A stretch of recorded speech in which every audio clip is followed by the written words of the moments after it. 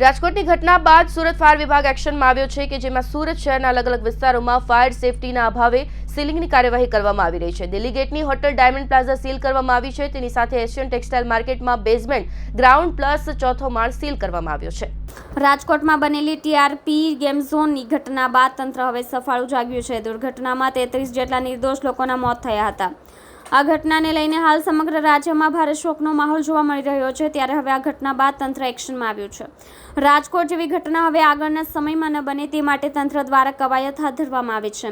Surat fire વિભાગ દ્વારા અલગ અલગ વિસ્તારોમાં ફાયર સેફટીના અભાવે સીલિંગની કાર્યવાહી શરૂ કરવામાં આવી છે।